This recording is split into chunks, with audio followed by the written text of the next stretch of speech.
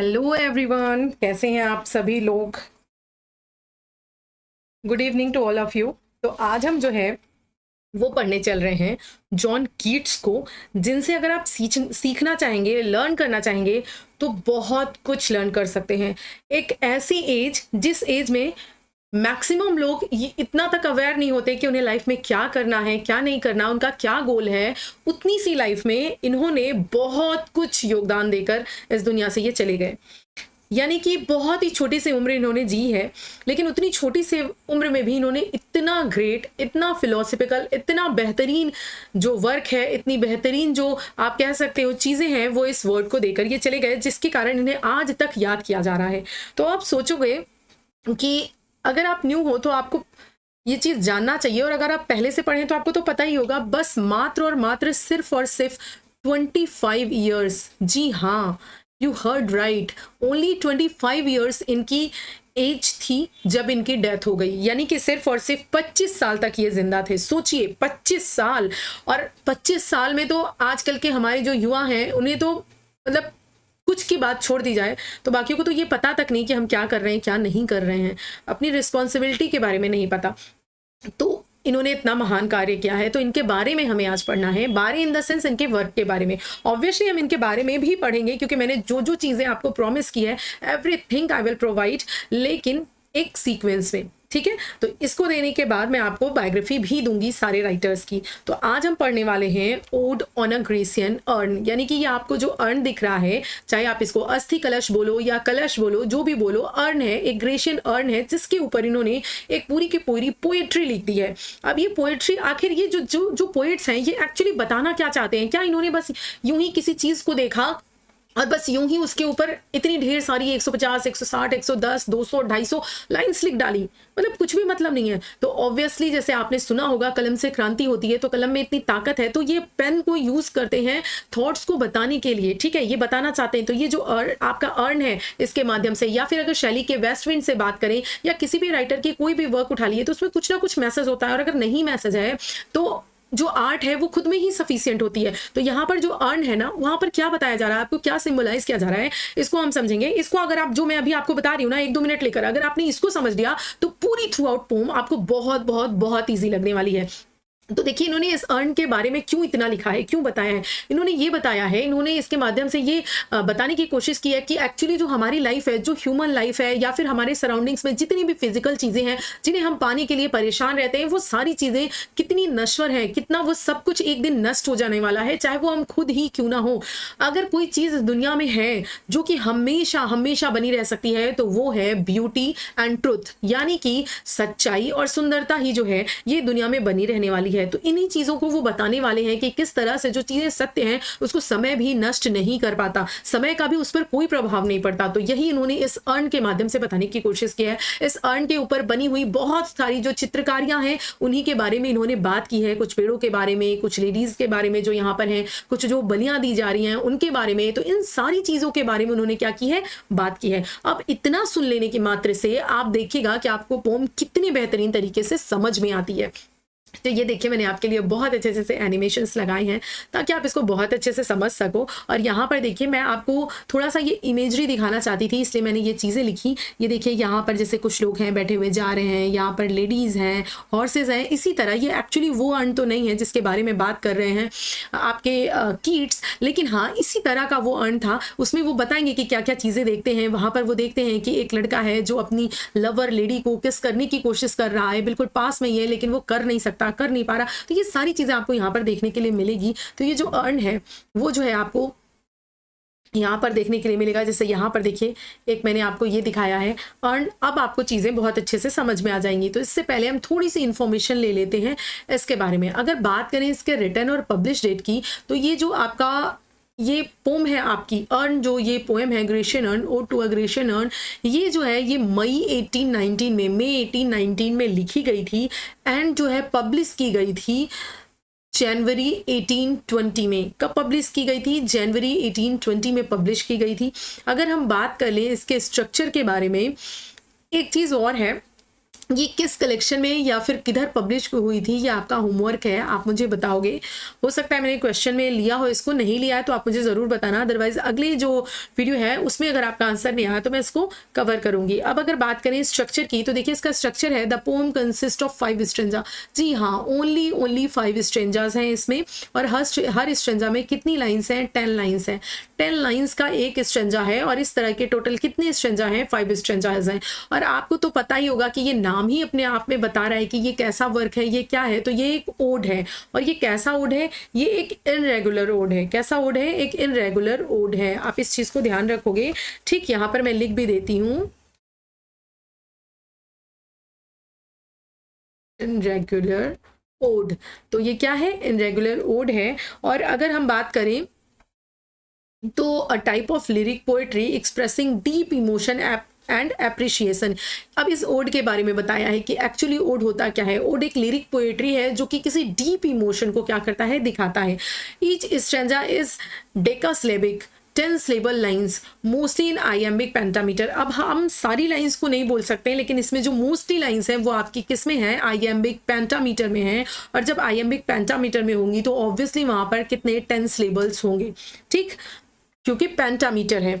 तो अगर बात करें आगे, और आईएम के बारे में कल ही मैंने आपको बताया था कि अनस्ट्रेस्ड फॉलोड बाय स्ट्रेस, जब ये पैटर्न फॉलो होता है सिलेबल्स पर तो वो क्या होता है? आपका आईएम होता है। और पेंटामीटर मीन्स होता है 5 टाइम्स, यही स्ट्रक्चर 5 टाइम्स फॉलो होगा, तो दैट इज आइएम्बिक पेंटामीटर।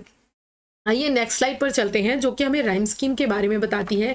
अब देखिए यहाँ पर इनकी जो राइम स्कीम है थोड़ी थोड़ी सी आपको चेंज भी दिखेगी, यानी कि ये जो फर्स्ट वाली चीज़ है ए बी ये सेम रहता है, लेकिन सी डी ये कहीं कहीं पे थोड़ा सा आपको चेंज भी मिलता है। तो बेसिकली आपको ये ध्यान रखना है। और अगर बात करें तो यहाँ पर आपको एक ब्लेंड देखने के लिए मिलेगा शेक्सपियरियन सोनेट एलिमेंट का एंड पेट्रार्कन सोनेट स्ट्रक्चर का, सी डी। क्योंकि अगर बात करें तो ये ओवरऑल ना ही पूरा आपको शेक्सपियरियन सोनेट ना ही पेट्रार्कन सोनेट दिख रहा है, क्योंकि उसमें जो है एक में अब्बा होता है, सी डी होता है आपका पेट्रार्कन में, एंड आपका शेक्सपियरियन जो राइम स्कीम है वो अलग है। लेकिन उन्होंने क्या है, दोनों का मिक्सचर बनाया है, एक आपको ब्लेंडिंग मिलती है। क्या आपको जो फर्स्ट जो 4 लाइन्स मिलती हैं उसमें आपको शेक्सपियरियन सोनेट का जो वो मिलता है element A B, and next जो आपकी लाइन्स हैं वो आपकी क्या है? 6 लाइन्स जो है वो क्या है? आपकी C D E and again C D E है। तो ये आपका 6 लाइन्स हो गया, ये 4 लाइन्स हो गया, टोटल 10 लाइन्स हो गई, और बन गया एक स्ट्रेंजा। और इस तरह के 5 स्ट्रेंजा है। क्लियर है चीजें? तो ये आपको समझ में, आपसे एग्जाम में क्वेश्चंस आ सकता है कि कीट्स कैसा मतलब ओ टू ग्रेशन अर्न में ब्लेंडिंग या कौन से सोनेट या उसका स्ट्रक्चर क्या है, तो आप इस तरह से आंसर कर सकते हैं। ठीक है, अगर बात करें यहाँ पर तो देखिए ये पोएम क्या है, ये एक्चुअली क्या कर रही है? ये meditation on art, beauty, time and eternity inspired by classical Greek earn. यानी कि जो क्लासिकल ग्रीक अर्न के ऊपर जो चीज़ें उकेरी गई हैं, जो चीज़ें बनी हुई हैं, उससे वो क्या कर रहे हैं? वो बता रहे हैं, एक तरह से मेडिटेशन कर रहे हैं, मेडिटेट कर रहे हैं, बता रहे हैं कि आर्ट, टाइम और ब्यूटी किस तरह से ये सत्य है, किस तरह से इटर्नल है, किस तरह से प्योर है, कि टाइम का जो है वो आर्ट पर प्रभाव नहीं पड़ता है उतना ज़्यादा जितना हम ह्यूमंस पे पड़ता है। ठीक है, या जितना इन फिजिकल चीज़ों पर पड़ता है, ब्यूटी पर, इन सब चीज़ों पर। तो इन चीज़ों को क्या है, उन्होंने इस अर्न के माध्यम से दिखाने की कोशिश की है। ठीक, अब यहाँ पर जो इसकी फेमस लाइन है, जो आपके लिए मोस्ट इंपॉर्टेंट लाइन है, वो आप ध्यान रखोगे। वो लाइन क्या है? Beauty is truth, truth beauty. ये क्या है? ये लाइन बहुत ज़्यादा इंपॉर्टेंट है। बाकी जब आप इसको एक्सप्लेन करेंगे हम पोम में, तो इसका मीनिंग हम वहाँ पर बहुत अच्छे से डेप्थ में समझेंगे। ठीक है, तो ये आपकी इंपॉर्टेंट लाइंस थी, जिसमें ये beauty is truth and truth beauty, ये बहुत ज़्यादा इंपॉर्टेंट है, इसको आप लर्न करोगे। ये लाइन भी आपसे आ सकती है कि ये लाइन कहाँ से ली गई है, तो ये ओड टू ग्रेशन अर्न से ली गई है। ठीक है, अब अगर बात करें, हम एक और चीज़ आपको बताना चाहेंगे कि यहाँ पर आपको बहुत सारे literary devices, figure of speech का जो है वो यूज़ मिलेगा। अब यहाँ पर मेरे लिए पॉसिबल नहीं था कि इतनी बड़ी स्लाइड बनाना, पूरा आपको सब कुछ एक एक चीज़ स्पेशली बताना, तो मैंने कुछ चीज़ें जो हैं वो आपको इस पीपीटी के माध्यम से बना दिया है, बता दिया है, और कुछ चीजें मैं आपको ओरली यहाँ पर बता दूंगी। छूटेगा कुछ भी नहीं, सब कुछ आपको बता दूंगी अच्छे से। ठीक है, और दूसरी चीज ये है कि अगर हम बात करें तो यहाँ पर एक जिसे बोलते हैं, ये देखिए फ्रेडिसिस टेक्निक का यूज़ हुआ है। ठीक, और ये टेक्निक है क्या? ये टेक्निक एक्चुअली है कि poetic representation of painting and sculptures, यानी कि जो मूर्तियां हैं या फिर जो पेंटिंग्स हैं उनका अगर पोइटिक रिप्रेजेंटेशन किया जाता है, यानी कि उनको पोइट्री के माध्यम से रिप्रेजेंट किया जाता है, उनके बारे में बताया जाता है, उसकी जो विशेषताएं हैं या उसकी जो क्वालिटीज़ हैं उनके बारे में रिप्रेजेंट किया जाता है, तो ये जो टेक्निक है ये यूज़ होती है, इस टेक्निक का यूज़ करके बताया जाता है। तो इस तरह से अगर एक्सप्लेनेशन किया गया है या रिप्रेजेंटेशन किया गया है तो वो टेक्निक क्या कहलाती है? फ्रेडिसिस टेक्निक कहलाती है। ओके, अब ये देखिए हमारा फर्स्ट स्ट्रेंजा है, ये आपका स्ट्रेंजा नंबर 1 है। यहाँ पर टोटल आपकी जो लाइंस हैं वो आपकी दी हुई हैं। देखिए आइए हम इसको पढ़ लेते हैं। Thou still unravis bride of quietness, thou foster child of silence and slow time। ठीक, मैं फ़ोन को कर लेती हूँ साइलेंट, अदरवाइज क्या होता है कभी कभी ना कॉल आ जाती है बीच में। तो देखिए वो क्या कह रहे हैं यहाँ पर, ये जो आपका दाऊ आया हुआ है तो आपसे ये पूरी लाइन उठाकर एग्जाम में पूछ देगा और पूछेगा ये जो दाऊ है ये किसके लिए आया है, तो आप ये याद रखोगे ये किसके लिए आया है, ये उस अर्न के लिए, इस ग्रेशियन अर्न के लिए आया हुआ है। ठीक, तो यहाँ पर वो क्या कह रहे हैं? वो कह रहे हैं कि दाऊ मीन्स हे ग्रेशियन अर्न, जो ग्रेशियन अर्न है, Thou still unravis bride of quietness। Quietness means तो आपको पता ही है कि क्या होता है, शांति या फिर एकांत। ठीक है, एकांत की यानी शांति की, still यानी अभी तक, कैसी, एक जिसे बोलते हैं अनरेविस ब्राइड, यानी कि एक ऐसी ब्राइड जो अभी तक अनटच्ड है। ठीक, जिसे अभी टच नहीं किया गया है बाय हर हस्बैंड, यानी कि वो अभी तक जिसे बोलते हैं कि आप कह सकते हो मेडेन है। ठीक, तो यहाँ पर इस तरह से बताया गया है कि जो वो अर्न है वो क्या है, वो एक एकांत का यानी कि कामनेस का, या जिसे कह सकते हैं कि शांति की क्या है, यहाँ पर अनरेविस्ड ब्राइड है। अनरेविस्ड ब्राइड है किसकी? क्वाइटनेस की, यानी शांति की। तो उसके हस्बैंड के रूप में आप इसे जान सकते हो। ठीक है, उसके हस्बैंड के रूप में, कि उस अर्न का हस्बैंड उन्होंने किसे बताया है? क्वाइटनेस को बताया है। ठीक है, तो यहाँ पे बहुत सारे फिगर ऑफ स्पीचेस हैं, उनको हम देखने वाले हैं। तो फिलहाल आप फर्स्ट लाइन का जो मीनिंग है वो आप समझ गए हैं कि वो कह रहे हैं कि अर्न जो है वो अभी तक, स्टिल यानी कि अभी तक क्या है, अनरेविस ब्राइड ऑफ क्वाइटनेस है, यानी कि शांति की, एकांत की अनरेविस ब्राइडनेस है। ठीक, यहाँ पर यानी वो ये दिखाना चाह रहे हैं कि किस तरह वो अकेलेपन में बिल्कुल एक जगह पर रखी हुई है, पड़ी हुई है, अभी उसे मतलब उस पर टाइम का प्रभाव नहीं पड़ा है, वो नष्ट नहीं हुई है, वो बिल्कुल उसी तरह से सुंदर सी बनी पड़ी है जिस तरह से बिल्कुल न्यूली ब्राइड होती है, जिसे लोग आते हैं, देखते हैं, वो दिखाई टाइप देखते हैं और चले जाते हैं। बिल्कुल उसी तरह लोग आते हैं, सन को देखते हैं और चले जाते हैं। ये बिल्कुल कैसी है? अनरेविस ब्राइड है, यानी कि बिल्कुल अनटच्ड ब्राइड है। अब यहाँ पर पैराडॉक्स है, कैसे है ये आपको मैं आगे बताऊंगी। आगे देखिए, Thou foster child of silence and slow time। आगे वो क्या कह रहे हैं कि वो क्या है? फॉस्टर चाइल्ड है। दाऊ मीन्स, ये दाऊ अगेन किसके लिए है? अर्न के लिए है। तो ये अर्न क्या है? फॉस्टर चाइल्ड है, यानी कि दत्तक। फॉस्टर मीन्स गोद लिया हुआ, दत्तक चाइल्ड है, दत्तक बच्चा है किसका? Of silence and slow time, यानी कि स्लो टाइम और साइलेंस की ये क्या है? फॉस्टर चाइल्ड है, यानी कि जिसे बोलते हैं ये उनकी, जैसे कि एक संतान होती है जो हम मैटरनल या पैटर्नल चाइल्ड होते हैं, यानी माता पिता की संतान होते हैं, ब्लड रिलेशन होता है। तो यहाँ पर बताया गया है कि ब्लड रिलेशन नहीं, लेकिन वो किसकी? साइलेंस की, यानी कि चुप्पी की, एकांत की और स्लो टाइम की। ऐसा लगता है मानो टाइम ठहर सा गया है जब इस अर्न को देखते हैं, क्योंकि उस पर जो चीजें बनी हैं वो सालों दर सालों, ऐसे वर्षों तक रह जाएंगी। आने वाली पिछली पीढ़ियां चली गई, आने वाली पीढ़ियां यानी कि इसे देखेंगी और हम जो है हम भी चले जाएंगे, फिर भी ये अर्न बिल्कुल वैसा ही रहेगा। बिल्कुल इसके लिए टाइम ऐसा लग रहा है जैसे बिल्कुल स्लोली पास हो रहा है। तो ये स्लो टाइम का और साइलेंस का क्या है? फॉस्टर चाइल्ड है। क्लियर है? क्योंकि इसके ऊपर टाइम का वो प्रभाव नहीं पड़ रहा जो हमारे ऊपर पड़ रहा है। हम नश्वर हैं, हम एक दिन खत्म हो जाएंगे, मिट जाएंगे, लेकिन इसके ऊपर जो चित्रकारी उकेरी गई है वो हूबहू वैसी ही बनी रहेगी। इसके ऊपर बहुत धीरा, बहुत स्लोली असर पड़ेगा। आगे देखिए, Salvan historian who canst thou express a flowery tale more sweetly than our rhymes। अब यहाँ पर क्या कहा गया है?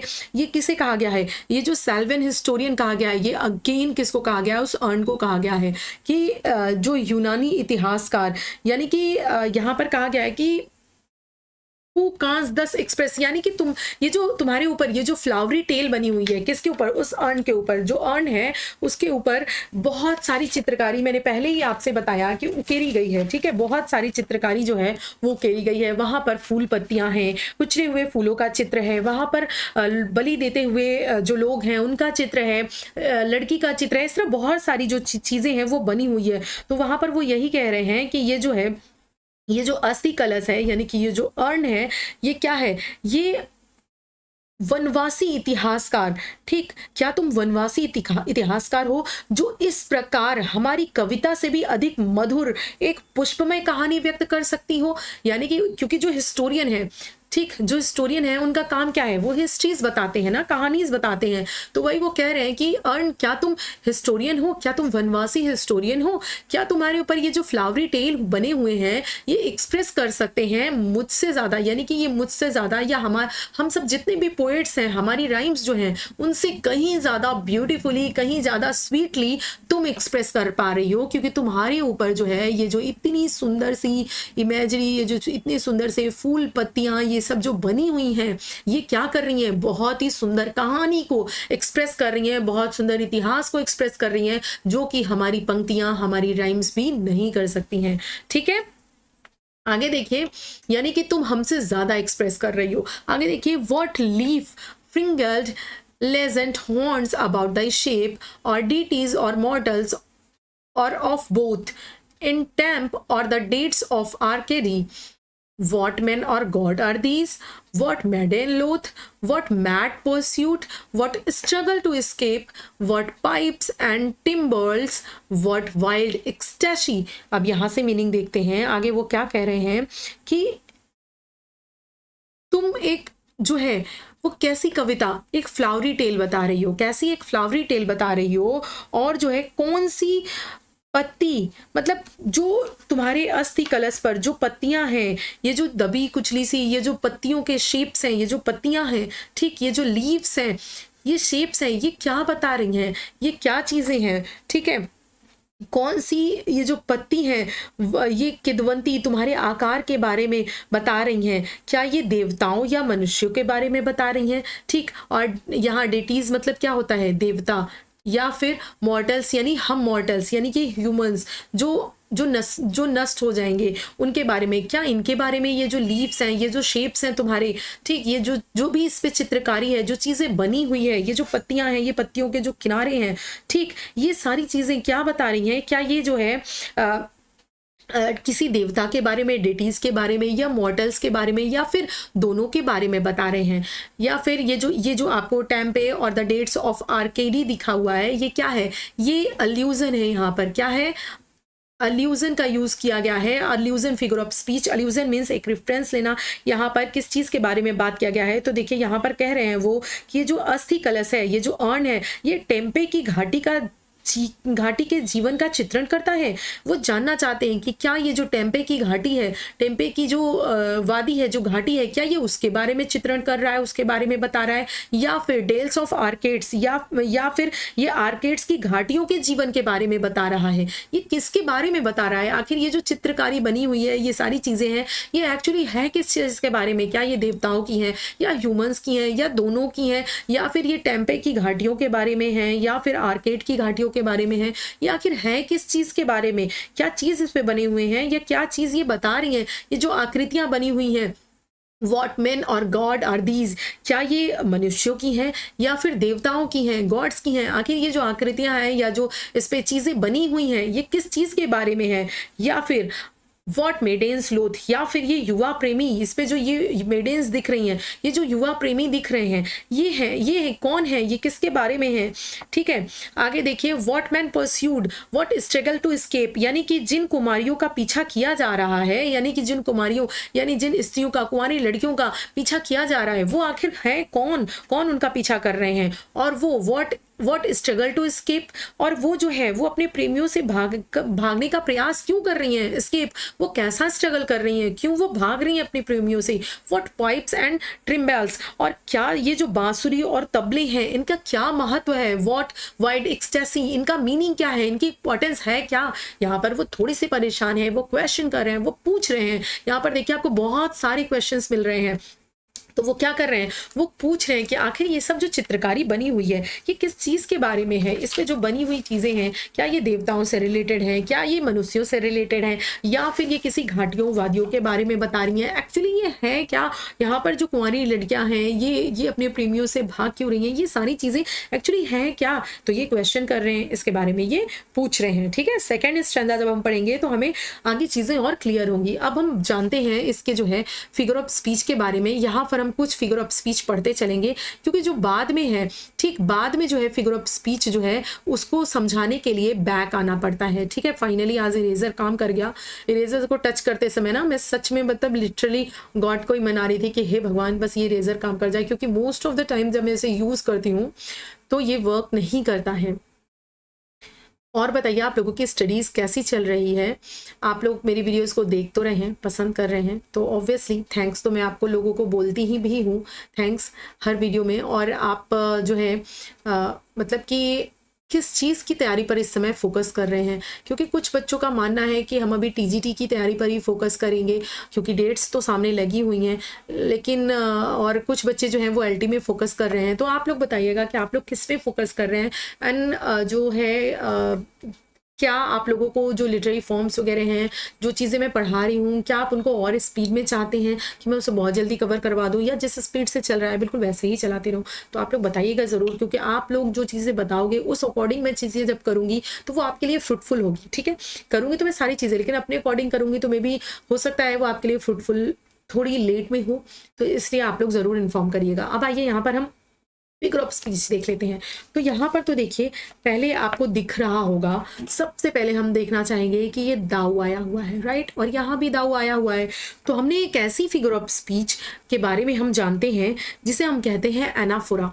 एनाफोरा में होता क्या है कि स्टार्टिंग में ही जो सेम वर्ड है, ठीक, वो सक्सेसिव लाइंस में वो क्या करते हैं, वो वर्ड रिपीट होते हैं, एग्जैक्टली वही वर्ड। तो यहाँ पर भी दाऊ आया है, यहाँ पर भी दाऊ आया है, और दोनों के दोनों किसके लिए आया है, अर्न के लिए ही आया है, ग्रेशियन अर्न के लिए आया है। और यहाँ पर क्या किया जा रहा है, उस ग्रेशियन अर्न को संबोधित किया जा रहा है, ठीक है। तो यहाँ पर संबोधित करने से हमारा क्या हो रहा है, एक एपोस्ट्रॉफी जो है वो फिगर ऑफ स्पीच भी हमें मिल जा रही है। तो पहली फिगर ऑफ स्पीच जो है वो हमें क्या मिली थी, एनाफोरा मिली थी, एनाफोरा मिली है, right. First figure of speech हमें, सेकंड फिगर ऑफ स्पीच हमें एपोस्ट्रॉफी मिली है। एंड अगेन यहाँ पर देखिए अनरेविस्ड ब्राइड, ये आपको क्या है, यहाँ पर आपको और नीचे की लाइंस पे ये आपको क्या है, आपको पैराडॉक्स मिल जाएगा। काफ़ी सारे पैराडॉक्स इन्होंने यूज़ किया है, तो पैराडॉक्स आपको मिल जाएगा, क्योंकि पैराडॉक्स आप देखिए एक ब्राइड जो अनरेविस्ड है, यानी कि जो अनटच्ड है, and practically it's not possible कि जो ब्राइड है वो अनटच्ड है, ठीक है, अनटच्ड हो सकती है। या फिर यहाँ पर उन्होंने क्योंकि सिंबलाइज किया है, बताया है एक ऐसी दुल्हन से जो जस्ट अभी आई है और जिसे कहते हैं कि उसे बस देखा जा रहा है, बिल्कुल उसी तरह से उन्होंने इस अर्न के बारे में बताया है, but it's not practically possible, ठीक है। तो यहाँ पर क्या है, ये यहाँ पर कौन सी फिगर ऑफ स्पीच है, आपकी पैराडॉक्स यूज हुई है। एंड यहाँ पर आपको मेटाफर भी देखने के लिए मिलेगा। कैसे मिलेगा ये भी समझिए। तो ऐसे मिलेगा आपको कि इन्होंने अनरेविस्ड ब्राइड ऑफ क्वाइटनेस कहा किसको है, कि ये जो एकांत की, शांति की ये जो ब्राइड है, ये एक्चुअली है कौन, किसके लिए यूज हुआ है, कि शांति की ब्राइड कौन है, शांति की दुल्हन कौन है। तो ऑब्वियसली वो कौन है, वो एक अर्न है। इस अर्न को उन्होंने क्वाइटनेस की दुल्हन बताया है, एक अनटच्ड ब्राइड बताया है, ठीक, एक ऑपरेशन अनटच्ड ब्राइड बताया है, ठीक है। या तो ये क्या है, ये आपका मेटाफर है, क्या है, मेटाफर है, राइट। तो ये हो गया आपका चौथा फिगर ऑफ स्पीच। तो पहली लाइन में आपको 4 फिगर ऑफ स्पीच मिल जा रहे हैं, एंड सेकंड में भी आपको यहाँ पर एनाफोरा दिख ही रहा है। उसके बाद अगेन देखिए आपको जो है ये यहाँ पर आपको एलिट्रेशन एंड एसोनेंस दोनों के एग्जाम्पल मिल जाएंगे। कैसे कि जैसे देखिए ये आपका एस का साउंड है, तो कॉन्सोनेंट साउंड जब रिपीट करता है, ठीक, जब कॉन्सोनेंट साउंड रिपीट करता है तो आपको पता है वो क्या होता है, मैंने बहुत बार बताया है, वो होता है आपका एलिट्रेशन। क्या होता है, एलिट्रेशन, राइट। तो ये आपका एलिट्रेशन फिगर ऑफ स्पीच है, जो कि 5वां फिगर ऑफ स्पीच हो गया। अब हम बात करेंगे एजोनेंस की, कि एजोनेंस कहाँ पर है। यहाँ पर जो है वो आपको आई का साउंड जो है वो रिपीटेड मिल रहा है, जैसे ब्राइट, क्वाइट, ठीक है, एंड अगेन साइलेंस, टाइम, ठीक, चाइल्ड। ये यहाँ पर क्या है, ठीक है, ये क्या है, आई का यहाँ पर देखिए ये जो साउंड है, ये आई का क्या है, ये एक वॉवेल साउंड है। और ये जब इस तरह के साउंड रिपीट होते हैं तो वो आपका क्या क्या क्या होता है, वो आपका होता है एजोनेंस, ठीक है, वो आपका क्या होता है, एजोनेंस होता है, राइट। तो ये एजोनेंस फिगर ऑफ स्पीच हो गई। तो ये हमें 2 ही लाइन में कितनी फिगर ऑफ स्पीचेस मिल गई, 6 फिगर ऑफ स्पीच मिल गई। अब देखिए सिल्वियन हिस्टोरियन जो है ये भी आपका फिगर ऑफ स्पीच है, क्योंकि ये जो सिल्वियन हिस्टोरियन है ये भी अगेन इन्होंने किसको कहा है, ठीक, ये किसके लिए यूज किया है, तो ये इन्होंने अर्न के लिए ही यूज किया है, ठीक। इन्होंने उसको क्या बुलाया है, एक वनवासी इतिहासकार बुलाया है। तो एक तरह से यहाँ पर देखिए पर्सोनिफिकेशन भी यूज हो रहा है, ठीक। एंड मेटाफर तो यहाँ पर भी आया है, क्योंकि foster child of silence and slow time और साइलेंस का जो फॉस्टर चाइल्ड है वो किसे बुलाया गया है, अर्न को बुलाया गया है। तो यहाँ पर ओवरऑल आपको बहुत सारे पर्सोनिफिकेशन, बहुत सारा मेटाफर, कई जगह पे आपको एलिट्रेशन और जिसे बोलते हैं ये क्या है आपका पैराडॉक्स, ये सब कुछ देखने के लिए मिल जाएगा। तो आगे देखिए, आगे जो है आपको यहाँ पर ये सारी जो क्वेश्चंस दिख रहे हैं, ये क्वेश्चंस कैसे हैं, क्या इन क्वेश्चंस का आंसर देने के लिए उनके पास कोई खड़ा है, वो क्वेश्चन पूछ रहे हैं, क्या कोई रिप्लाई कर रहे हैं, नहीं। तो इस तरह के क्वेश्चन जिनके आंसर वेल नोन होते हैं वो क्या होते हैं, वो आपके रिटोरिकल क्वेश्चन होते हैं। तो ये कैसे क्वेश्चन है, रिटोरिकल क्वेश्चन है।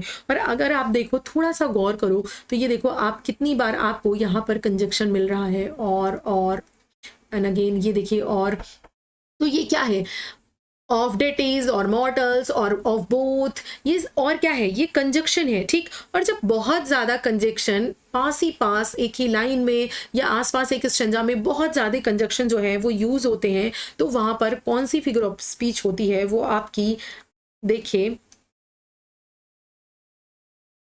पॉलीसेंडिटोन फिगर ऑफ स्पीच यूज होती है। ये आपकी कौन सी 7वीं फिगर ऑफ स्पीच हो गई। और इसमें होता क्या है, ये फिगर ऑफ स्पीच में मैंने आपको बताया है कि जो कंजक्शन है वो मोर देन काफ़ी ज़्यादा यूज होते हैं। इतने ज़्यादा कंजक्शंस ज़रूरी नहीं है, वो कुछ जगह कॉमा और भी चीज़ें लगा सकते हैं, लेकिन वो उन्होंने बहुत ज़्यादा कंजक्शंस का यूज़ किया है उसको और ज़्यादा एम्फेसिस देने के लिए। तो ये अगर इस तरह से बहुत ज़्यादा कंजक्शन यूज़ होता है तो यहाँ पर पॉलीसिंडेटोन जो फिगर ऑफ स्पीच है वो यूज़ होती है, ठीक।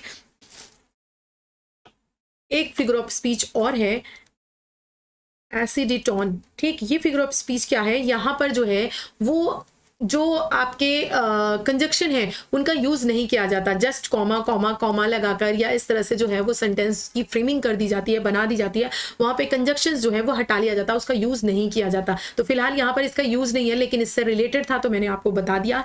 इतने फिगर ऑफ स्पीचेस यहाँ पर यूज़ हो रहे हैं, तो ऑब्वियसली आपको जो है वो समझ में आ रहे होंगे, ठीक।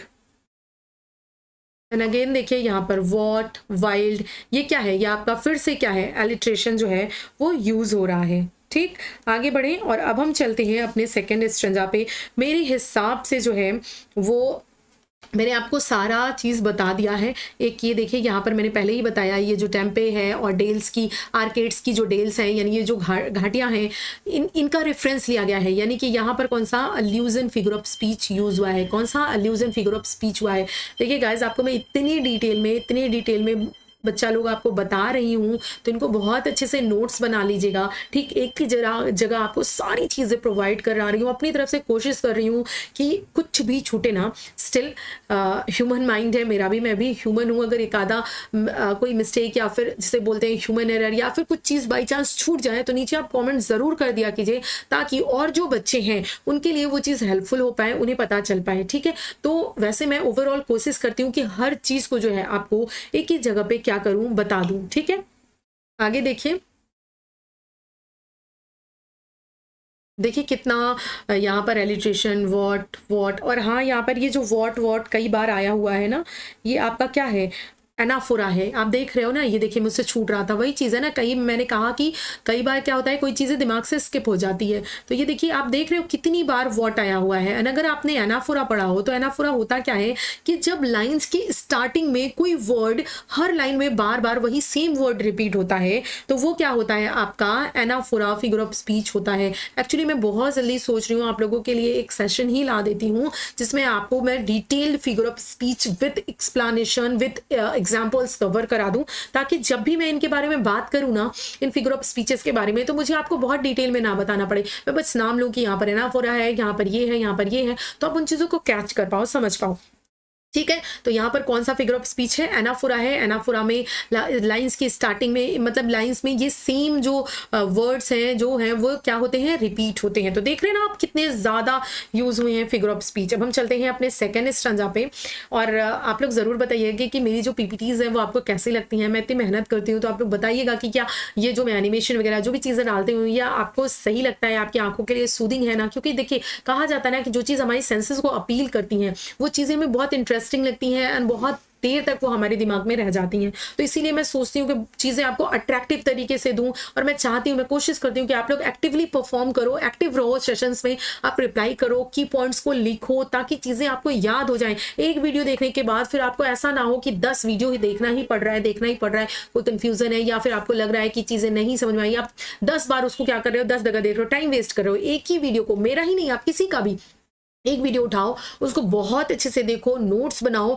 एंड वहीं पर उनके वीडियो के नीचे ही कमेंट्स में आप की पॉइंट्स लिखिए जो भी आपने वहां पर सीखा है। उससे देखिएगा कि आपका ब्रेन जो है वो बहुत ही अच्छा वर्क करेगा और चीजें आपको भूलेंगी नहीं। आइए सेकंड स्टेंजा देखते हैं। सेकंड स्टेंजा है, heard melodies are sweet but those unheard are sweeter. यानी कि जो हर्ड मेलोडीज हैं, यानी कि जो सुनी हुई गीत हैं या जो चीजें, जो मेलोडीज, जो चीजें हमने सुनी हुई होती हैं वो तो स्वीट होती हैं, हमें मीठी लगती हैं, हमें बहुत अच्छी लगती हैं। ठीक, वो संगीत हमारे कानों को बहुत सुखदायी होता है, बहुत अच्छा लगता है। लेकिन निसंदेह जो चीजें हमने नहीं सुनी है, जो कैसी हैं, जो अनहर्ड है, जो हमने अभी तक नहीं सुनी है, वो कैसी है, आर स्वीटर, यानी कि वो और ज्यादा मधुर हैं, और ज्यादा कैसी हैं, सुंदर हैं। ठीक, आगे देखिए, देयरफॉर ये soft pipes play on not to the sensuous ear but more endeared pipe to the spiritual deities of no tone.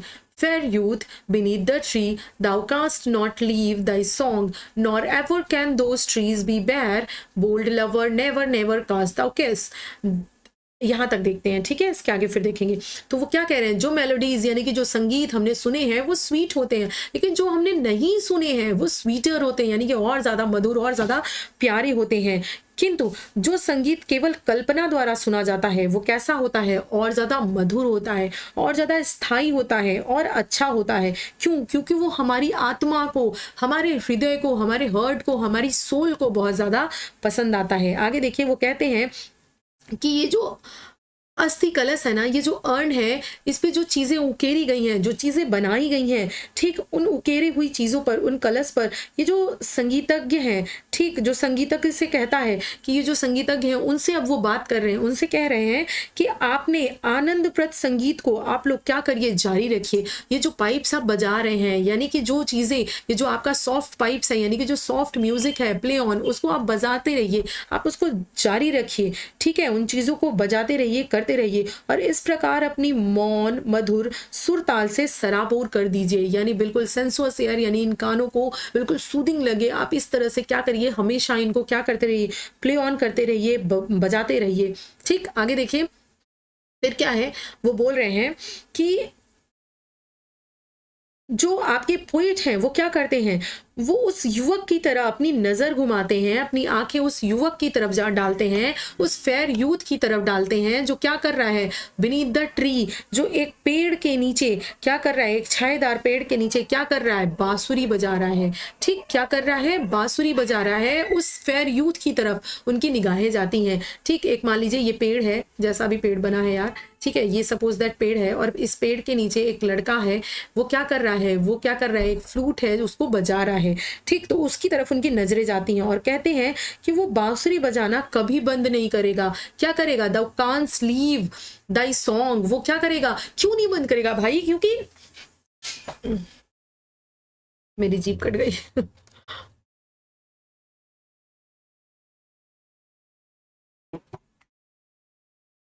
आज मैं पानी लेके बैठी हूँ। चलिए, तो क्यों ये चीज़ें नहीं होंगी? क्योंकि ये कोई फिज़िकल चीज़ें नहीं है ना। ऐसा तो नहीं कि ये चीज़ें फिज़िकल हैं या फिर वो सच में मतलब सामने ही किसी लड़के को देख रहा है। क्योंकि अगर कोई जिसे बोलते हैं कि जीवित लड़का है, लिविंग लड़का है वहाँ पर, तो वो कुछ टाइम तक बजाएगा, उसके बाद थक जाएगा, वो रुक जाएगा। जो पेड़ों की पत्तियां हैं वो एक ना एक दिन झड़ेंगी, उस पे नए फूल आएंगे। लेकिन क्यों यहाँ पर कुछ भी नहीं हो रहा? क्योंकि ये एक आर्ट है, ये उन्होंने अर्न पर देखा है। तो क्या आर्ट पर चीजें, अर्न पर बनी हुई, उकेरी हुई कोई चीजें चेंज होती हैं? आपके घर में कोई चीज है, पॉट है, कुछ भी है, उस पर जो डिजाइन बने हैं क्या वो कभी चेंज होते हैं? नहीं चेंज होते हैं। तो कैसे वो जो फेयर यूथ है, वो जो पेड़ के नीचे बांसुरी बजा रहा है, ठीक है, क्या उसकी बांसुरी बजाना बंद हो सकता है? कभी नहीं बंद हो सकता। तो वही वो कह रहे हैं कि तुम बांसुरी बजाना कभी बंद मत करना, या तो तुम्हारी बांसुरी बजाना कभी बंद नहीं होगी। और ये जो ये लोग हैं, इन लोगों से क्या कह रहे हैं वो, कि आप लोग भी अपनी जो पाइप्स हैं उनको हमेशा बजाते रहिए। आगे देखिए, वो कह रहे हैं कि जिस वृक्ष के नीचे, ठीक, वो लड़का जिस वृक्ष के नीचे गाना गा रहा है, not ever can those tree be bare, यानी कि वो ट्री, वो पेड़ की जो पत्तियां हैं वो कभी भी झड़कर नहीं गिरेंगी। वो जिस पेड़ के नीचे गाना गा रहा है, जिस पेड़ के नीचे बांसुरी बजा रहा है, ना तो उसका बांसुरी बजाना रुकेगा, ना ही उस पेड़ की पत्तियां गिरेंगी। क्यों? क्योंकि इट्स आर्ट, ये आर्ट है, इसलिए ऐसा कुछ भी नहीं होगा। बोल्ड नवर नेवर नेवर कांस दाउ किस। अब ये जो लवर है वो क्या कर रहा है, वो ये जो कला है, ये जो आर्ट है, ये क्या करेगा, ये हमेशा के लिए इसी तरह से बिल्कुल स्थायित्व है, ये हमेशा इसी तरह बना रहेगा और लोगों को आनंद देता रहेगा और आनंद प्राप्त करता रहेगा। और यहाँ पर इस अस्थि कलश पर, इस अर्न पर, जो ये प्रेमी है, जो ये बना हुआ चित्रित जो प्रेमी है, जो कि क्या कर रहा है, अपनी प्रेमिका को किस करने की कोशिश कर रहा है, किस नहीं कर रहा है, किस करने की कोशिश कर रहा है। ठीक है, बोल्ड लवर नेवर नेवर कांस दाउ किस। अब हमें कैसे पता कि वो किस करने की कोशिश कर रहा है? क्योंकि यहाँ पर लिखा हुआ है कि बोल्ड लवर नेवर नेवर कांस दाउ किस, यानी कि उसने भी किस किया नहीं है। वो क्या कर रहा है, वो किस करने की कोशिश कर रहा है और वो कभी भी किस नहीं कर पाएगा। क्यों नहीं कर पाएगा भैया? इसका आंसर आप लोगों को पता है, क्योंकि वो एक आर्ट है। आर्ट पर कैसे वो जाकर किस कर सकता है? तो वो जो लवर है वो कभी भी क्या करेगा, किस नहीं कर पाएगा। ठीक है, यानी कि वो कभी भी अपने गोल को, उसका गोल क्या है, उसका गोल है कि वो अपनी लवर को क्या करे, किस करे। लेकिन वो अपनी लवर को कभी किस नहीं कर पाएगा, अपने गोल के नजदीक नहीं पहुंच पाएगा, अपनी लवर को किस नहीं कर पाएगा। Yet do not grieve she can't fade. लेकिन फिर वो कहते हैं, फिर तुम्हें उस लवर से कहते हैं कि फिर भी तुम, भले ही तुम उसे किस नहीं कर पा रहे हो, लेकिन फिर भी तुम्हें सैड होने की जरूरत नहीं है, तुम्हें दुखी होने की जरूरत नहीं है, बिल्कुल भी नहीं है दुखी होने की जरूरत। क्योंकि तुम्हारी जो प्रेमिका है ना, वो हमेशा कैसी रहेगी, सुंदर रहेगी। शी कांट फेड, यानी उसकी जो सुंदरता है वो कभी भी झड़ेगी नहीं, वो कभी भी बूढ़ी नहीं होगी। क्योंकि वो अर्न पे बनी हुई एक आर्ट है, वो एक कलाकृति है। ठीक है, वो कभी भी जो है बूढ़ी नहीं होगी। तो तुम्हें इस बात की खुशी है, भले ही तुम किस नहीं कर पा रहे हो, लेकिन तुम इस बात की खुशी मनाओ, तुम खुश रहो, तुम दुखी मत हो। क्योंकि तुम्हारी जो बिलव्ड है वो कभी भी बूढ़ी नहीं होने वाली, कभी भी उसकी जो सुंदरता है, उसकी ब्यूटी है, वो कभी भी खत्म नहीं होने वाली। उसकी जो सुंदरता है वो हमेशा के लिए क्या है, विद्यमान रहेगी, उसी तरह से बनी रहेगी। ठीक है, आगे देखिए, वो कह रहे हैं for ever wild thou love and she be fair. कला ने उसके प्रेम तथा उसकी सुंदरता को क्या कर दिया है, अमृतत्व प्रदान कर दिया है। यानी कि जो आर्ट है ना, इसकी वजह से ही वो जो बिलव्ड है, वो जो म्यूजिशियन है जो वहां पर म्यूजिक बजा रहा है, ये सब क्या है, बिल्कुल अमृतत्व को प्राप्त हो गए हैं। ये आर्ट ही है, ये जो ब्यूटी है, ये जो आर्ट की सुंदरता है, इन्होंने ही इसे क्या दिया है, स्थायित्व दिया है, अमरता दी है। अगर ये ह्यूमन बीइंग होता, हमारी तरह से जीवित होता, तो ऑब्वियसली ये मॉर्टल होता, एक दिन ये मर जाता, एक दिन ये किस करने की कोशिश करता, किस करता या नहीं किस कर पाता, तो इसको जो बिलव्ड है वो बूढ़ी हो जाती है। जो लोग पाइप बजा रहे हैं, धुन बजा रहे हैं, ये एक दिन थक कर रुक जाते। लेकिन ये सब कुछ नहीं होने वाला, क्योंकि इन्हें आर्ट ने क्या कर दिया है, इन्हें आर्ट ने बिल्कुल अमर बना दिया है, स्थायित्व दे दिया है, अमरता प्रदान कर दी है। ठीक, तो this is the beauty of art. यही इन्होंने बताने की कोशिश की है कि ये ट्रुथ है, beauty is truth and truth beauty. ठीक है, ये जो है वो हर लाइन में एक तरह से देखिए कि जिस लाइन को उन्होंने लास्ट में दिया उसको हर जगह उन्होंने क्या क्या है, कहीं ना कहीं एक्सप्लेन किया है। तो आपको दूसरा स्ट्रेंजा भी आई होप बहुत अच्छे से समझ में आ गया होगा, बिकॉज मैं अपना जो है 100% दे रही हूँ अपनी तरफ से आपको हर चीज़ समझाने की कि आपको समझ में आ जाए। मुझे बताइएगा ज़रूर कि आपको समझ में आ रहा है या नहीं। ठीक है, नेक्स्ट चलते हैं। ओहो, एक चीज़ बैक आना पड़ेगा मुझे, बैक आना पड़ेगा। काश मैं लाइव पढ़ाती, तो लाइव पढ़ाती तो आप लोग जो क्या करते हैं मुझे इन्फॉर्म करते कि अरे मैम आप तो फिगर ऑफ स्पीच भूल गए हो। ठीक है, तो यहाँ पर देखिए फिगर ऑफ स्पीच जो है वो आपको बता देते हैं। वैसे आपको वहाँ पे डिटेल फिगर ऑफ स्पीच मिल ही जाएगी जब मैं कराऊंगी तो, ठीक। लेकिन फिर भी देखिए यहाँ पर ये जो लाइन आपको है, heard melodies are sweet but thou unheard are sweeter, यहाँ पर क्या है, यहाँ पर आपका पैराडॉक्स का यूज हुआ है। ठीक है, किसका यूज हुआ है, यहाँ पर आपका पैराडॉक्स का यूज हुआ है। अगर आप एक तरह से देखो तो यहाँ पर एंटीथेसिस का भी यूज हुआ है, क्योंकि बिल्कुल अपोजिट आइडिया जो है वो एक लाइन में जब अपोजिट आइडिया कहा जाता है तो अपोजिट आइडिया कहा जा रहा है। एक तरफ तो कहा जा रहा है कि जो हर्ड म्यूजिक है, जो म्यूजिक सुना जाता है वो स्वीट है, लेकिन जो सुना ही नहीं जाता वो स्वीटर है, और ज्यादा स्वीट है और ज्यादा मधुर है। तो ये पैराडॉक्स भी है एंड आपका जो है वो क्या है, एंटीथेसिस भी है। और कहीं कहीं पर आपको ये एपिग्राम भी मिल जाएगा, क्योंकि ये जो है ये लाइन एक्चुअली क्या है, वो किसी जो है बिल्कुल ट्रुथ को कन्वे कर रही है, सच्चाई को बता रही है। एक लाइन में जो आपको किसी सत्य के बारे में, किसी चीज के बारे में बताए, ठीक, देखने में आपको लगे कि क्या ही बकवास बात है, लेकिन अंदर उसके एक बहुत अच्छी इंफॉर्मेशन हो, बहुत अच्छी चीज को बताए, तो यहाँ पर आपका एपिग्राम भी है। तो आप देख लीजिएगा आपके एग्जाम में क्या आ रहा है, पैराडॉक्स है कि क्या है, उस हिसाब से आपको टैकल करना है। आपको चीजें रटनी नहीं है, आपको चीजें समझनी है, क्योंकि एग्जाम में कई बार क्या होता है, आपको आंसर जो है वो अपने ऑप्शन बेस्ड पर करना होता है। क्योंकि अगर आप मान लीजिए सेट आप मानकर करके गए तो एक ही लाइन में कई बार मोर देन 2-3 जो फिगर ऑफ स्पीचेस हैं वो पाई जाती हैं। तो कोई भी फिगर ऑफ स्पीच वहां पर आ सकती है। आप एक ही पढ़कर गए हो, एक ही आपने समझा है, दूसरे को आपने बिठाया नहीं। और कई बार क्या होता है कि बिल्कुल मिलती जुलती सी 2 फिगर ऑफ स्पीचेस होती हैं, ठीक, तो वहां पर एक ना आकर दूसरी आ जाती है। तो इस तरह से क्वेश्चन जो है वो आपके एग्जाम में आते हैं। तो इसलिए अपने दिमाग में रखिए, हमेशा आप एग्जाम में क्वेश्चन को कैसे अप्रोच कर रहे हो, ठीक, ये ज्यादा इंपॉर्टेंट होता है आप जो भी पढ़ कर गए हो उससे। क्योंकि पढ़कर जो गए हो जरूरी नहीं कि वो चीज एग्जैक्टली आपके एग्जाम में आ जाए, हूबहू वो चीजें आ जाए। ठीक है, तो चीजें आएंगी, बस आपको अपने प्रेजेंस ऑफ माइंड का यूज करना है। आपको स्मार्टली जो है एलिमिनेट करना है अपने ऑप्शंस को, और स्मार्ट तरीके से एक अच्छे अप्रोच के साथ आपको समझना है कि मुझे कैसे क्वेश्चन सॉल्व करना है, बिल्कुल बिना पैनिक क्रिएट किए हुए। तो आपकी चीजें जो है वो बहुत अच्छे से सॉल्व हो जाएंगी एंड आपका सिलेक्शन भी हो जाएगा। ठीक है, तो क्वेश्चन को इस तरीके से आपको पढ़ना है, सॉल्व करना है। आइए चलते हैं आगे। तो आगे बाकी इसमें देख लीजिएगा जो भी फिगर ऑफ स्पीच है, ठीक, जैसे यहाँ पर देखिए एलिट्रेशन भी मुझे दिख रहा है, ठीक है, वो आया हुआ है। तो आप देख लीजिएगा ये छोटी छोटी फिगर ऑफ स्पीचेस जो है ये तो आप खुद ही समझ गए होंगे, जिसे बोलते हैं क्या, इतना पढ़ाते पढ़ाते समझाते समझाते। अब आइए थर्ड स्टेंजा पे चलते हैं। थर्ड स्टेंजा में भी जो है वो फिगर ऑफ स्पीच आपकी यूज हुई है। एक तो ये सामने ही दिख रही है स्प्रिंग ऑर्डेन, ये क्या है, ये आपका क्या है, पर्सोनिफाई किया गया है। ठीक, यहाँ पर ये पर्सोनिफिकेशन का यूज हुआ है। एंड आपका पहली लॉर्जिया का यूज हुआ है, ये हैप्पी, ठीक, हैप्पी। एंड अगेन आपका ये देखिए यहाँ पर हैप्पी आया हुआ है। ठीक, तो ये कई बार आपको जो है ये दिख रहा है, तो इसके बारे में भी हम बात करने वाले हैं। ठीक, आइए देख लेते हैं इसके एक्सप्लेनेशन को। Happy, happy balls that can't shed your leaves, nor ever did the spring ordain, and happy melodies unvaried, forever piping songs forever new, more happy love, more happy, happy love, forever warm and still to be enjoyed, forever painting and forever young, all breathing human passions for a way that leaves a heart high sorrowful and cloud, a burning forehead and a posing tongue। ठीक, अब इसको समझते हैं हम कि इसमें actually वो कह क्या रहे हैं। ठीक, अब वो आगे वो कहेंगे कि ये जो भी ये जो आपका अर्न है, जो कलश है, ठीक, ये कैसा है, ये जो है बिल्कुल स्थायित्व यानी अमृतत्व को प्राप्त है, बिल्कुल स्थिर है, ठीक, बना हुआ है बिल्कुल उसी तरीके से। वो कह रहे हैं ये जो हैप्पी हैप्पी, ठीक, यानी खुश खुश, ये क्या है, ये जो आपकी इसका मीन्स होता है डालियां।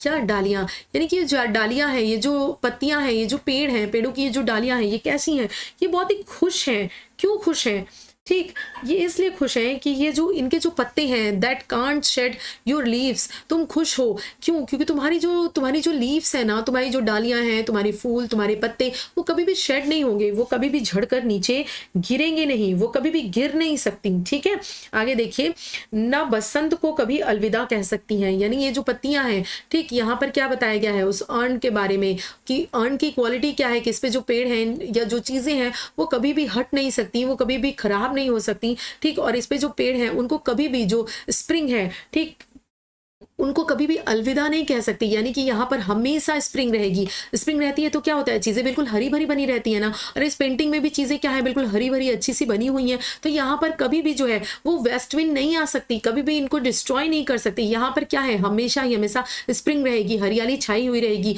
तो ये जो तुम्हारी पत्तियां है ना, ये जो पेड़ है, ये कभी भी स्प्रिंग को अलविदा नहीं कह सकते।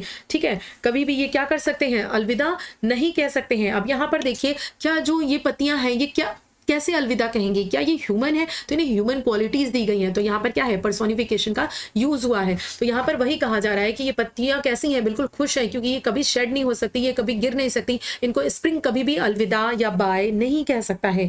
आगे देखिए, आगे वो कह रही हैं एंड हैप्पी मेलोडियस, यानी कि ये और जो है ये सुखी जो संगीतज्ञ हैं, ये अनवियर्ड हैं, यानी कि अथक हैं, ये कभी थकते नहीं है। For ever piping song for ever new, यानी कि सदा के लिए, ये सदा नए के लिए मधुर गीत गाते रहते हैं, यानी कि हमेशा। ये कैसे थकेंगे भाई, क्योंकि ये फिजिकल फॉर्म में नहीं है, ये कोई ह्यूमन बीइंग नहीं है, ये जिंदा नहीं है कि ये पाइप बजाते हुए, गीत गाते हुए ये थक जाएंगे। तो ये कभी भी ना थकने वाले हैं। ये कैसे हैं, ये अथक हैं, ये सर्वदा हमेशा हमेशा क्या करेंगे, ये हमेशा हमेशा के लिए फॉर एवर न्यू सॉन्ग, हमेशा ये जो है वो गाने गाते रहेंगे, मधुर गीत क्या है, गाते रहेंगे। तो यहाँ पर वो क्या दिखाना चाह रहे हैं, एक्चुअली वो इस अर्न के स्थायित्व के बारे में, इसकी अमरता के बारे में बताना चाह रहे हैं कि यहाँ पर जो भी चीजें हैं वो कैसी हैं, वो अमर हैं, इस पे बनी हुई चीजें कभी भी खराब नहीं हो सकती, इन्हें टाइम कभी भी खराब नहीं कर सकता, इन्हें कोई भी चीज खराब नहीं कर सकती है। ठीक है, और इनके ऊपर तो टाइम का भी बहुत धीमा असर पड़ता है। आगे देखिए, more happy love, more happy happy love, आगे वो कह रहे हैं और भी सुखी प्रेम, और सुखी सुखी प्रेम सदा गर्म एंड आनंदित रहने के लिए, क्या, for ever warm and still be enjoyed, for ever painting and for ever young, यानी कि सदा जो है वो गर्म और आनंदित रहने के लिए, सदा हाफती और सदा युवा रहने के लिए। ठीक, ये सारी चीजें क्या है, बिल्कुल हमेशा के लिए वैसी ही बनी रहेंगी, युवा बनी रहेंगी, यानी कि ये अपनी स्थायित्व को, अपनी दृढ़ता को दिखा रही हैं।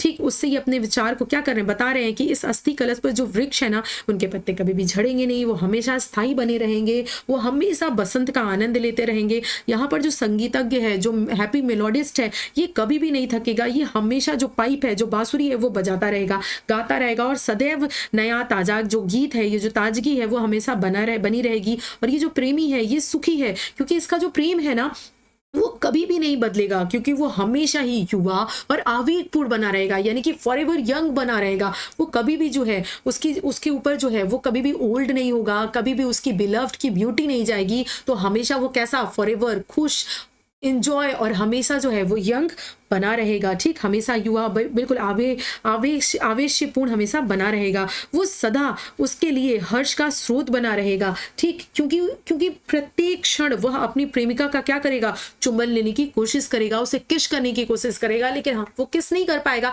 तो उससे क्या है, उसका जो पैशन है लव के प्रति वो बना रहेगा। क्योंकि कहते हैं ना कि जब लव में जो है ये सारी चीज़ें जो फिजिकल फॉर्म में है, इसके बाद जो आपका अट्रैक्शन है वो आपके फिजिकली इंटीमेट होने के बाद वो चीज़ें चली जाती हैं। ऐसा फिजिकली चीज़ें होती हैं हमारे ह्यूमन बीइंग में, लेकिन यहाँ पर क्या कहा जा रहा है, क्योंकि वो जो बॉय है वो हमेशा यंग बना रहेगा, हमेशा उसके अंदर आवेश रहेगा, एक पैशन रहेगा लव का, क्योंकि वो जो अपनी बिलव्ड है वो कभी भी अपनी बिलव्ड को किस नहीं कर पाएगा, और हमेशा कोशिश करता रहेगा, और उसकी बिलव्ड हमेशा के लिए जो है वो क्या रहेगी, बिल्कुल इसी तरह से यंग ब्यूटीफुल बनी हुई रहेगी। तो इसलिए वो हमेशा खुश रहेगा, वो कभी भी इस बात से उदास नहीं होगा कि मैं उसको कुछ किस नहीं कर पाया, या फिर वो ओल्ड हो रही है। क्यों, क्योंकि वो जो स्थिति है वो हमेशा कैसी होगी, बनी रहेगी, वो हमेशा क्या है, पैशनेट बना हुआ रहेगा। ठीक, पैशनेट रहेगा लव में, उसका प्रेम जो है वो सदा शांत और उच्च बना रहेगा। ठीक है, प्योरिटी डिग्निटी उसके साथ में प्रेम में बनी रहेगी, जो मानवीय प्रेम से बिल्कुल भी भिन्न है, जो अंत में शोक और दुख ही लाता है। जो ह्यूमन जो प्रेम है, जो ह्यूमन लव है, वो क्या होता है, स्टार्टिंग में लव में तो सब कुछ अच्छा लगता है, लेकिन धीरे ही धीरे जैसे वो फिजिकल इंटीमेट होते हैं या टाइम स्पेंड करते हैं तो टाइम का उनके ऊपर असर होता है, और धीरे धीरे क्या होता है, उनका जो प्रेम है वो खत्म हो जाता है, और उनके प्रेम में बहुत सारा दुख, बहुत सारा सौरो, एक दूसरे से अलगाव, ये सारी चीजें जो है वो होती हैं। लेकिन ये सारी चीजें इस युवा और युवक के साथ नहीं होने वाली, तो इनका जो प्रेम है वो हमेशा के लिए बना रहेगा, हमेशा जो है वो क्या है, इनको खुश करता रहेगा, हमेशा इन्हें शांत रखेगा, आनंदित रखेगा। ठीक है, तो क्लियर हो गया थर्ड स्टेंजा। थर्ड स्टेंजा में आपको उन्होंने क्या बताया है, यहाँ पर इन्होंने फोकस किया है कि जो लड़का लड़की हैं ये किस तरह से हमेशा जो है इसी तरह से बने रहेंगे ब्यूटीफुली इस अर्न के ऊपर।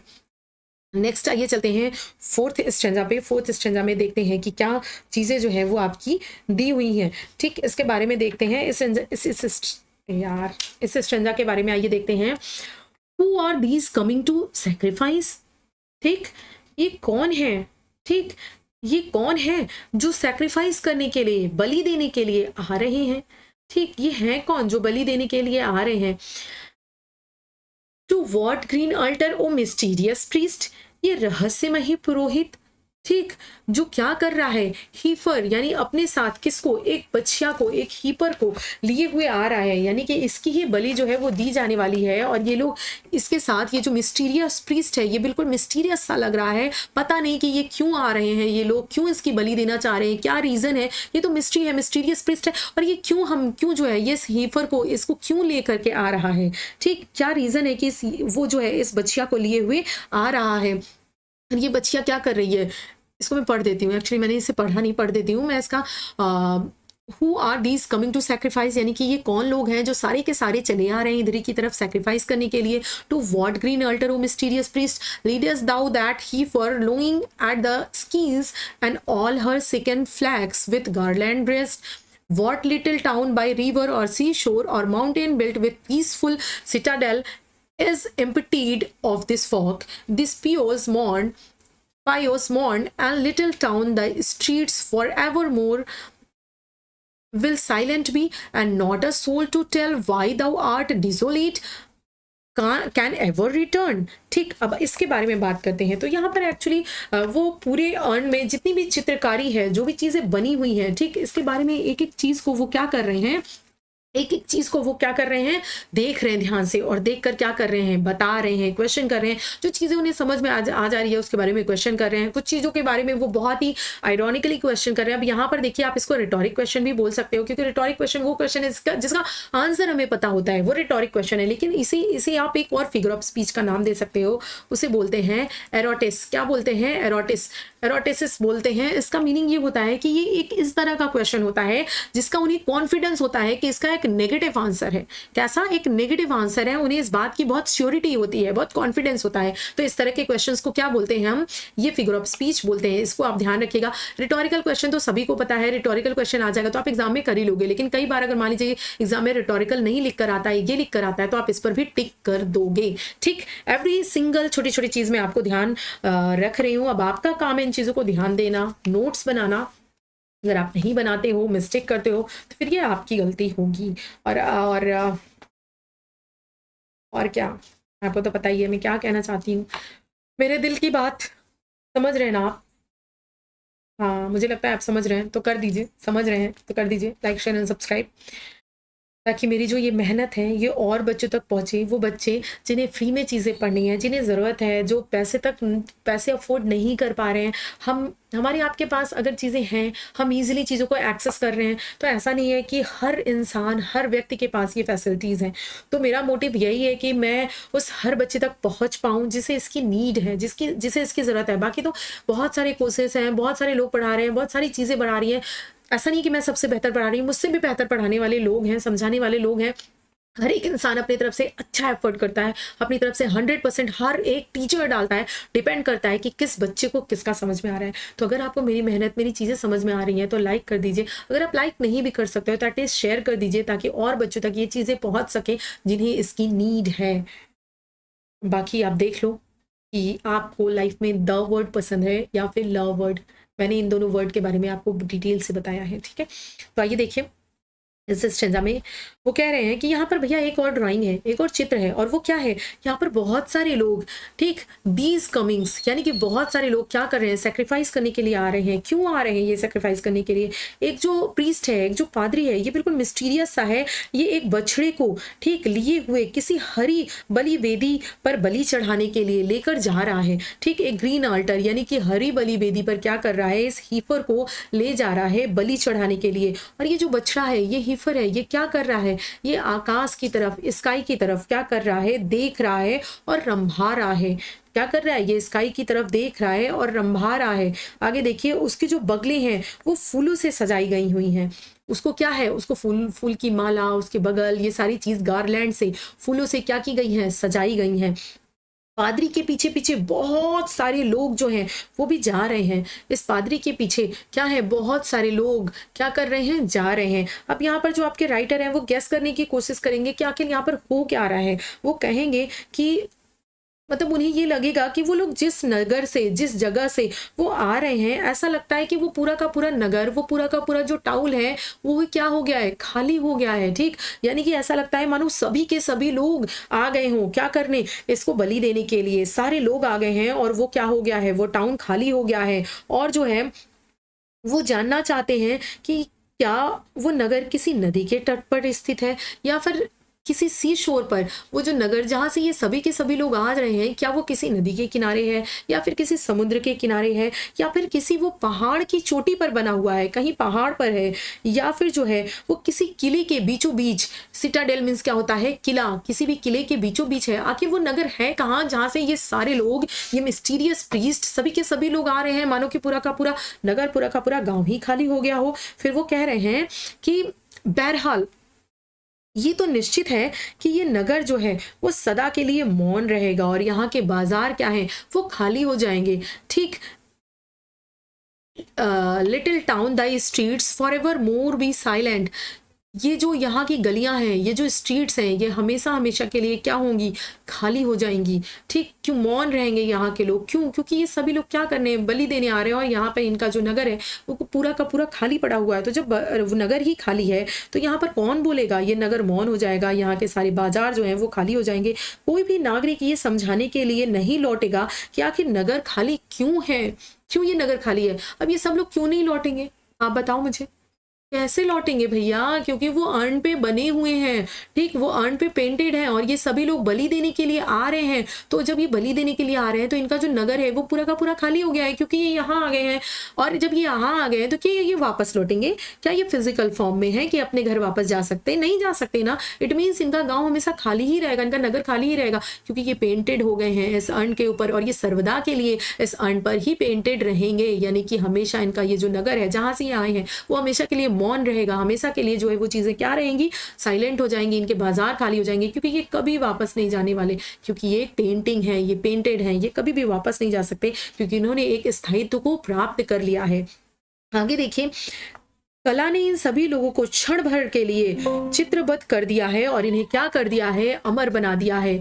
Y thou art desolate can ever return, इनको क्या कर दिया है, आर्ट ने क्या कर दिया है, बिल्कुल अमरता दे दी है इन्हें क्षण भर के लिए इस चित्र में ला करके। ओ गॉड, एक सेकेंड रुकना पड़ेगा आपको, क्योंकि ये अगेन फिर से जो है वो डिस्चार्ज हो गया, ठीक। मैं चार्जर लेकर आती हूँ, बस मुझे कुछ टास्क से टाइम दीजिए, बस ये फिर से ऑफ ना हो जाए, प्लीज ऑफ मत हो जाना तुम।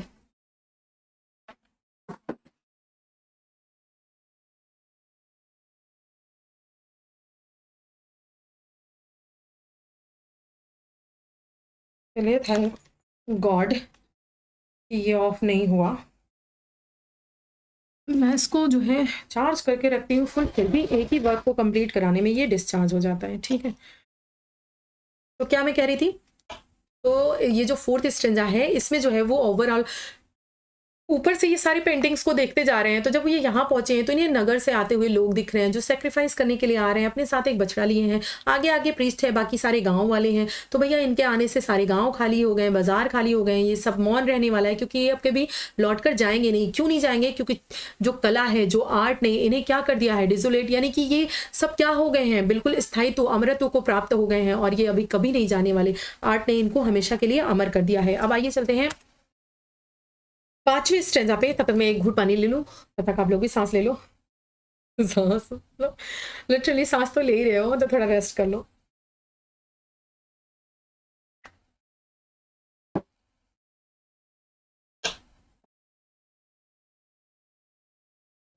ओ एटिक शेप, ओ एटिक शेप इन्होंने किसे कहा है? अर्न को कहा है, ठीक है।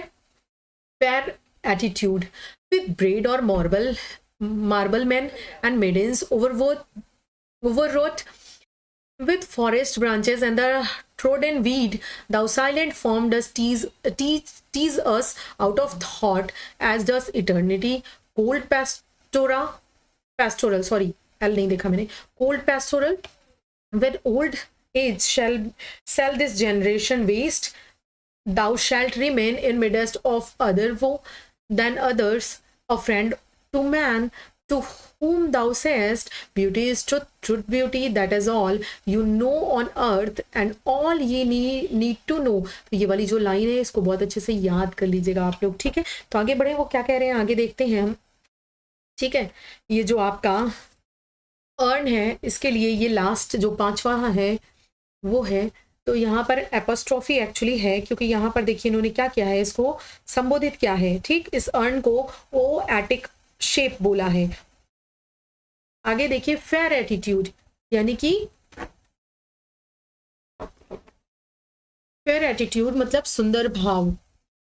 With brede of marble men and maidens overwrought, यानी आगे वो कह रहे हैं कि संगमरमर के पुरुष और युवतियों के अति व्यस्त नकल के साथ जंगल की शाखाएं और कुचले हुए जो खरपतवार हैं, वो सारी चीजें क्या हैं वहां पर। अब जो ओवरऑल जो भी चीजें उन्हें दिख रही हैं, ठीक, जो भी चीजें उन्हें दिखाई दे रही हैं, उनके बारे में वो बात कर रहे हैं। वो कह रहे हैं कि ये जो यूनानी कलश है, इस पर जो सारे पुरुष हैं, जो स्त्रियां हैं, ये जो वन के वृक्ष हैं, ठीक, ये फॉरेस्ट की जो ब्रांचेस हैं, ये जो वृक्ष हैं, और ये जो कुचली हुई सी ये खरपतवार है, इन सब के जो चित्र हैं, ये सारी चीजें क्या हैं, इस कलश पर क्या हैं, बनी हुई हैं, ठीक। आगे वो कह रहे हैं कि ये जो है, ये जो सारी चित्रकारी है, ये सब कुछ क्या है, ये मानव मस्तिष्क को क्या करता है, विस्मित करता है।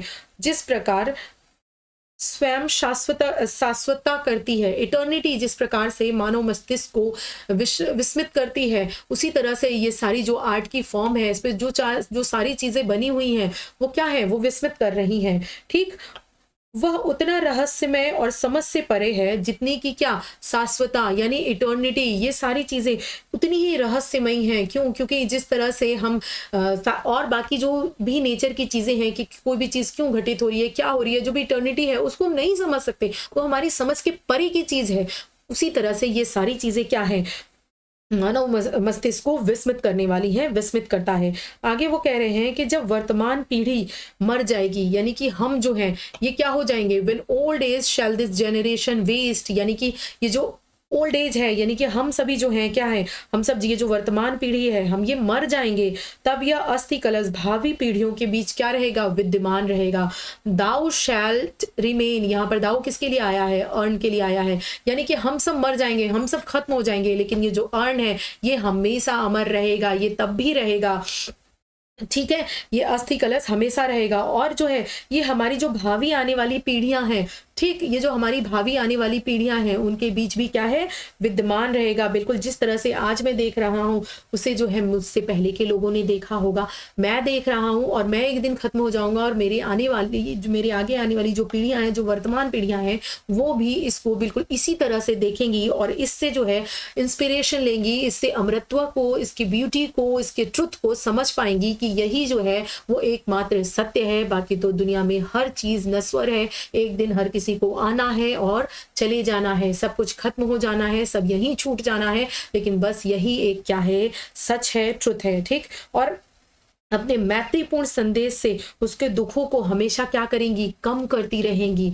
ठीक, अ फ्रेंड टू मैन, ये क्या है, ये मनुष्य के लिए एक फ्रेंड का काम करेंगी। टू whom thou saidest, वो क्या करेंगी हमेशा के लिए, जैसे ये मेरे दुख को कम कर रही हैं, जैसे मैं इसे देख कर समझ पा रहा हूँ, जब मैं इसे देख रहा हूँ तो मैं फील कर पा रहा हूँ, क्योंकि इनकी लाइफ में उस समय जो है बहुत सारी चीज़ें, बहुत अप्स एंड डाउन्स चल रहे थे, बहुत परेशान थे ये। जब आप इनकी बायोग्राफी पढ़ोगे ना, तब आप समझोगे कि जब उन्होंने ये वर्क लिखा था तो वो कितना परेशान थे। तो वही वो कह रहे हैं, लॉस उन्हें कि किस ह्यूमन पर्सन का उनकी लाइफ में हुआ था, वो सब कुछ की वजह से वो एक अपने आप को सांत्वना दे रहे हैं। वो कह रहे हैं कि सब कुछ यहाँ दुनिया में जो भी चीज़ें जीवित हैं, जो भी चीज़ें दिख रही हैं, वो सब कुछ नष्ट हो जाने वाली हैं। अगर कुछ भी जीवित रहने वाला है तो सिर्फ और सिर्फ ये सारी चीज़ें, जो कि ब्यूटी है, जो कि ट्रुथ है, जो कि सत्य है, यही चीज़ें, आर्ट, यही केवल बची रह जाने वाली है। ठीक, यही चीज़ें रहने वाली हैं, बाकी सब कुछ खत्म हो जाने वाला है। तो भावी पीढ़ियाँ इनसे क्या करेंगी, अपने दुखों को कम करेंगी, जिस तरह से मैं कर रहा हूँ। फिर वो कहते हैं कि सुंदरता एवं सत्य एक समान है। Beauty is truth and truth beauty, यानी कि जो सुंदरता है और जो सत्य है वो एक समान है।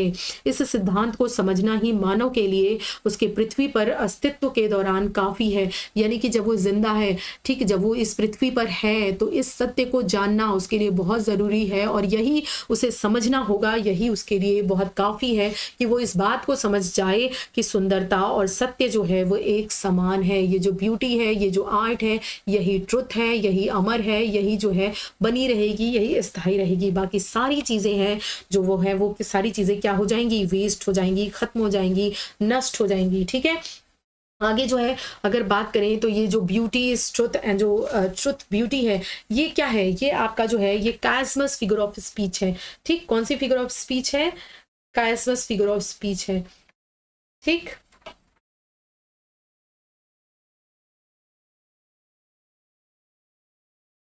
कायस्मस फिगर ऑफ स्पीच है, कौन सी, the beauty is truth and truth beauty. ठीक, यहाँ पर क्या होता है, इसमें जहाँ से एंडिंग होती है वहीं से इसकी स्टार्टिंग हो जाती है। ठीक, उसी वर्ड से। तो ये आपका कायस्मस फिगर ऑफ स्पीच है। ये हो गया आपका पूरा समरी के बारे में। ठीक, तो समरी ही मैं आज डालूंगी क्योंकि काफ़ी टाइम हो गया है, और बोलते बोलते ना मुझे बहुत ज़्यादा जिसे बोलते हैं हेडेक हो रहा है, अभी बहुत ज़्यादा सर दर्द हो रहा है, और टाइम भी काफ़ी ज़्यादा हो गया है, 10 बज गए हैं, तो अब मुझे इसे बंद करना पड़ेगा। तो आज मैं आपके लिए समरी डाल रही हूँ, कल मैं बाकी की चीज़ें इसमें जो भी दी हुई हैं, देखिए ये जैसे कि आपकी फिगर ऑफ स्पीच है, ठीक है, कौन कौन सी है ये सारी चीज़ें। ये आपको फिगर ऑफ स्पीच डिस्कस ही कर दूँ क्या, नहीं, चलिए बाद में ही करूँगी। ठीक है, तो ये क्योंकि मैक्सिमम तो मैंने आपको बता दिया है, थोड़ी बहुत ही बची है जो आपको बतानी है। तो फिगर ऑफ स्पीच है, एंड आपके क्वेश्चन हैं, प्री के क्वेश्चन यानी MCQ एंड मेन्स के क्वेश्चन रिटर्न वाले, वो भी सपोज पता नहीं मैंने ऐड किया है या नहीं किया है। वैसे मैं धीरे धीरे ना मेंस के क्वेश्चन छोड़ने वाली हूँ, मैं नहीं ऐड करने वाली हूँ। रीज़न उसके पीछे ये है कि मुझे यार गाइज आप लोगों का रिस्पांस नहीं आता है। लिटरली आप खुद सोचो, आप मेहनत कर रहे हो, अगर आपको उसका फल ना मिले तो आपको कैसा लगेगा। बुरा मत मानिएगा, अगर आप जिस एग्जाम की तैयारी कर रहे हो अगर उसका रिजल्ट ना आए तो जितनी आप मेहनत कर रहे हो आपको बुरा लगेगा ना। मैं ये नहीं कह रही ना आए, भगवान करे हर कोई सफल हो जो भी पढ़ रहा है, लेकिन मैं बस अपना पेन बताना चाह रही हूँ कि यार मतलब आप ये सोचो कि कोई सामने वाला मेहनत कर रहा है आपके लिए, इतना टाइम लगाकर, इतना पेन लेकर पीपीटीज तैयार कर रहा है, आपसे कुछ और तो नहीं मांग रहा ना, ऐसा भी नहीं कर रहा वो जन कल्याण कर रहा है। ठीक, उसका भी पर्पस है, वो काम कर रहा है अपना, लेकिन हाँ वो आपसे एक अप्रिशिएशन चाह रहा है। एटलीस्ट आपसे नहीं, आप उसको अप्रिशिएट करो, वो आपसे बस एक रियल जो है आप कह लीजिए कि आपसे चाह रहा है कि चीज़ें आपको अच्छी लग रही हैं या नहीं, प्लस माइनस दोनों चीज़ें वो आपसे पूछ रहा है। आप बताइए तो सही, मैंने आपसे पूछा था कि मैं मेंस के क्वेश्चंस डाल रही हूँ, आपको क्या वो फॉर्मेट अच्छा लग रहा है या नहीं, आपने इतना तक नहीं बताया। कुछ लोगों की, स्पेशली मैं जब ये चीज़ें बोलती हूँ तो कुछ लोगों की बात अलग है, जो लोग like share and comment her videos में करते हैं, उनकी बात मैं नहीं कर रही हूँ। बाकी लोग, आप लोग भी कर दिया करो, तभी मुझे समझ में आएगा ना, अदरवाइज फिर मैं इतनी मेहनत क्यों करूंगी। मैं भी नॉर्मली जैसे सभी पढ़ाते हैं ऐसे पढ़ाकर बस ऊपर ऊपर से चली जाऊंगी, काम पूरा कर दूंगी। मैं बिल्कुल शिद्दत से मेहनत से काम कर रही हूँ, तो एक्सपेक्ट करती हूँ कि आप लोग भी इतना करो, अगर कर सको तो। बाकी आपके विवेक पे, आपके संस्कार पे मैं चीज़ें छोड़ती हूँ। बताइएगा, अगर आपने नहीं बताया तो मैं मेंस के क्वेश्चंस नहीं डालने वाली हूँ। शायद क्वेश्चन भी देखिए जैसा आप रिस्पॉन्स करोगे उसी पे चीज़ें डिपेंड करेंगी। चलिए मिलेंगे अगले वीडियो में पार्ट 2 में, जिसमें कि मैं आपको ये सारी चीज़ें कवर करवाऊंगी। तब तक के लिए अपना और अपनों को ख्याल रखिएगा। Thank you so much, bye bye and take care.